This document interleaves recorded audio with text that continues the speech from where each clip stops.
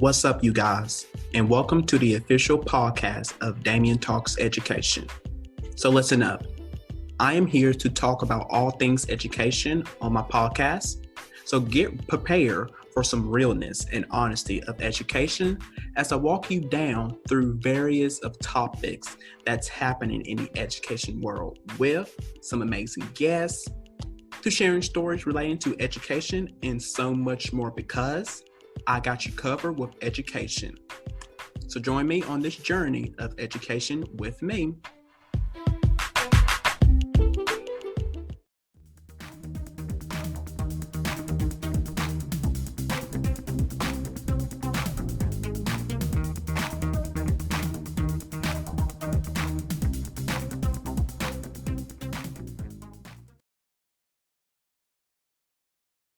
A recent survey found that in 20, you guys didn't almost see that I almost failed. I have one leg because I'm standing, you guys, I'm not sitting. I have one leg that's standing and then the other is resting because one of it hurts and I need to rest it. I almost failed and that would happen bad, you guys. And I had to, if that had happened, I would have to cut it out because I don't want you guys to see me.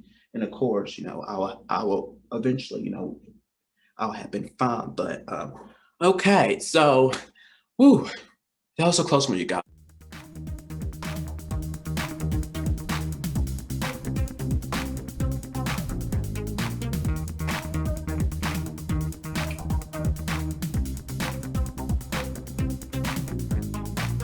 Hello, everyone, and welcome to Damian Talks Education. And you know what day it is, TGIF. So happy Friday to all of you guys, my DTE fam. I hope you all are doing well wherever you are out there in the world and are taking good care of yourself during this global pandemic. So, you guys, let's hop right into today's topic, which is how two teachers are supporting teens' mental health right now.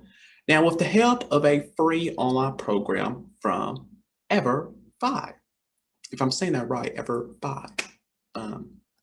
So let's get in with you guys. If you don't know what that is,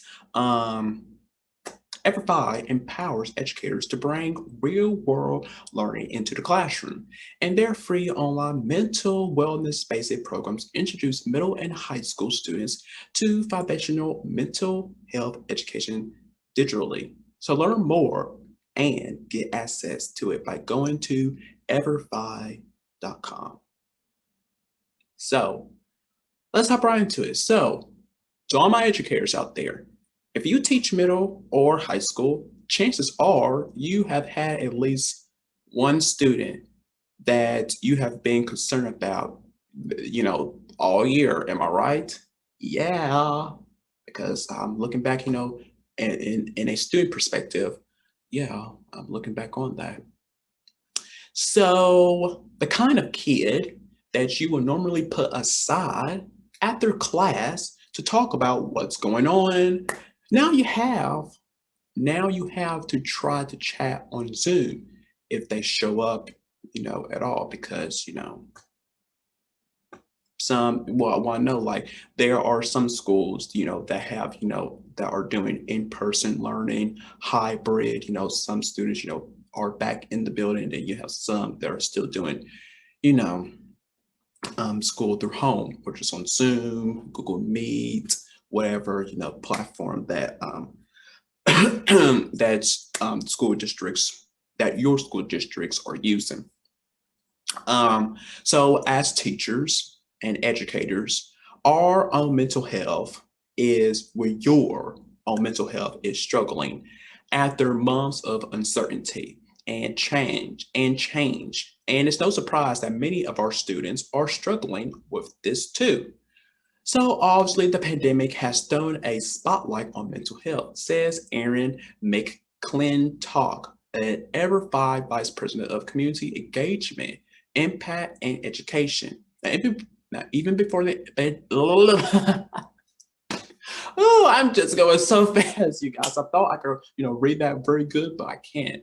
So I'm gonna go back and try this again. It's Friday, you guys. I'm so excited. All right. Woo, here I go. Now, obviously, the potential. All right, you guys, these are bloopers I'm having here inside this episode here, which I'm not going to cut it out. I'm just going to let it all play through here. All right, take 3, you guys. Obviously, the pandemic has thrown a spotlight on mental health, says Erin McClintock, EverFi Vice President of Community Engagement, Impact, and Education.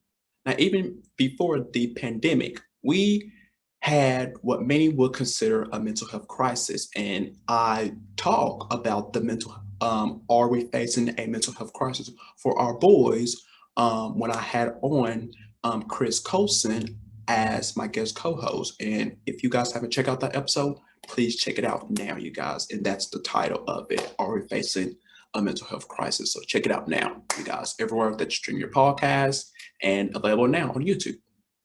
But anyways, and it has only been, becoming more difficult. So let's get into our first bulletin, which is mental wellness matters during COVID-19. Now, there is a growing need for mental health support for our youth. Now, from anxiety to depression, which can be compounded by issues like you have bullying, you have trauma, and lack of access to basic needs. Now, 20% of children and adolescents will experience a mental health concern during their school years. Yeah. That's very true, you guys, very true, 20%. Now this year, that need is even more pressing because the pandemic has met closed schools, financial insecurity, and a decrease in social connection, all things that uprooted teens' lives. I have found, you guys, that a recent survey that in 2020, the proportion of teens ages 11 to 17 who searched for help with mental health was up to 9%. 9%. Okay. Now, some students are doing well, says Mr. McClintock. But for others, it's been a real problem. Now that we're seeing the impact of the pandemic, how can we strengthen our students' mental health and resistance? So he had talked with 2 teachers who already emphasized mental health in their classrooms about what they are doing this year. So next we have make mental health part of the daily check-in. Yes, you guys. Make mental health part of the daily check-in. Now, teachers are in an important position to support teens' mental health. And it can be as simple as helping students see the connection between their mental health and academics. Now, at Ohio Virtual Academics, 8th grade math teacher Kimberly uses EverFi, free online curriculum, mental health basics, to check in with her students and give them the language that they need. So the curriculum consists of 4 self-paced activities that takes about 15 minutes each to complete. And she uses the program's framework as a tool for talking about mental health for an entire semester. And as she predicts, her students will use it for long right after this too, you guys. And after completing the mental wellness basics, she says her students are able to think more critically about their feelings and their actions. Now, the curriculum gives her a vocabulary to use when checking in with her students. So once her students can name something, it becomes easier to understand and relate to. And for mental health, it can be a really important way to reduce stigma. Moving on to mental health, education can be whatever students are. Mental health education can be wherever students are. So many of our students have gotten used to radical shifts in learning this year. Now, as many schools move from remote learning to hybrid, the transitions can be tough for our students, and it requires emotional adjustments to go back and forth. Now, the good news is that mental health basics can easily be used online or even in person. Okay. So assisting and monitoring our kids' mental wellness in an online classroom is very different than in a traditional school.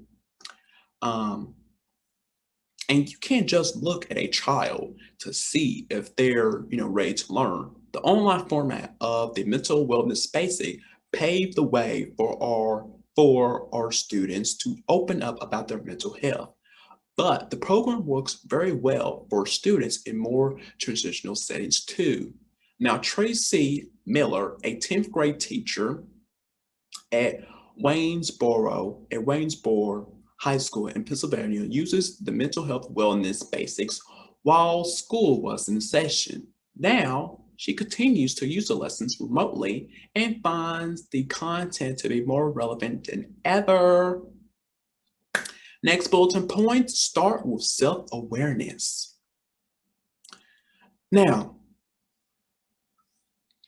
according to the Collaboratory for Academic, Social, and Emotional Learning, self-awareness is one of the core social and emotional competencies that students need in order to succeed.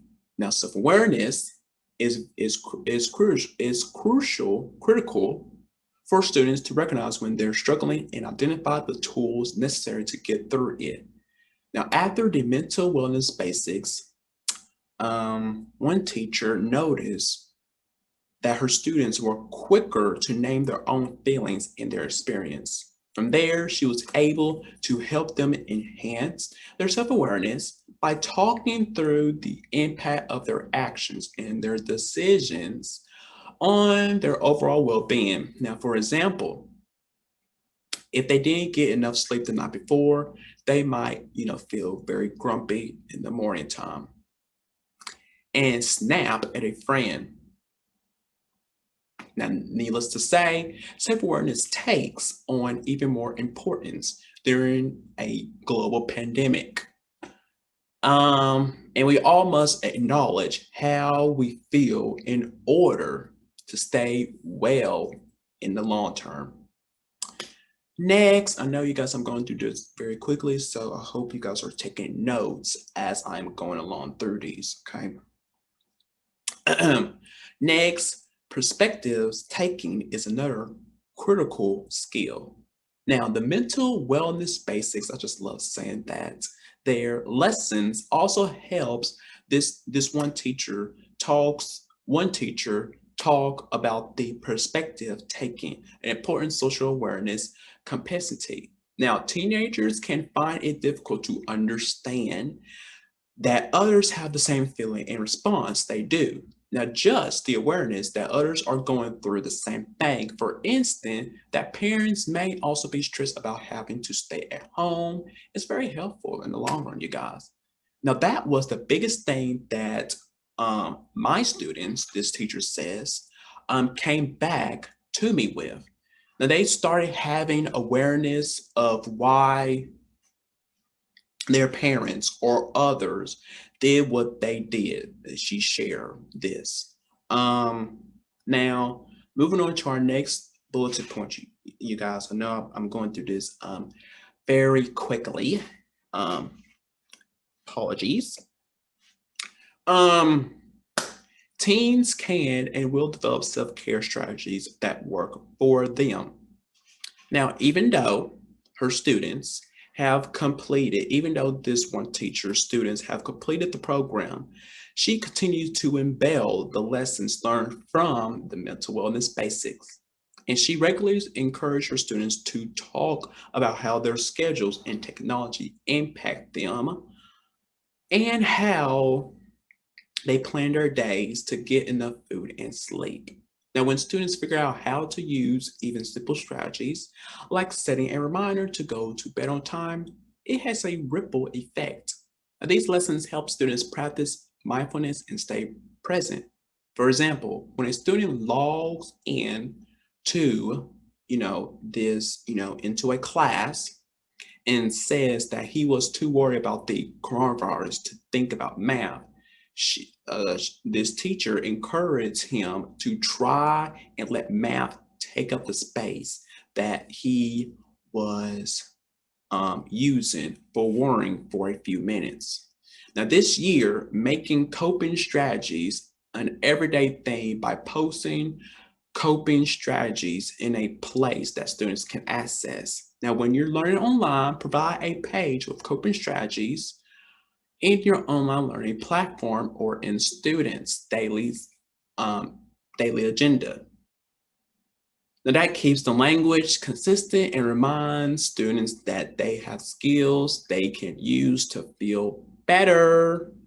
And finally, you guys, I have starting a conversation about mental health can empower our students now and also in the future.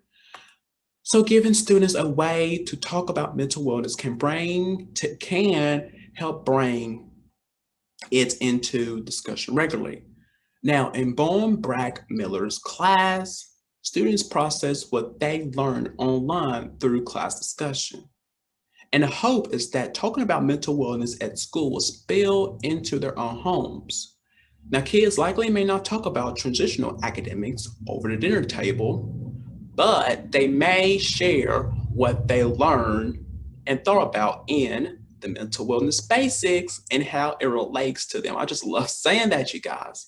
Now, even after the pandemic is all over with, because it will soon be, you guys, students will need to have a bank of mental wellness skills. The goal of starting with this online program is to ultimately give our students a way to think and talk about mental wellness so they can build strategies to use now and long after.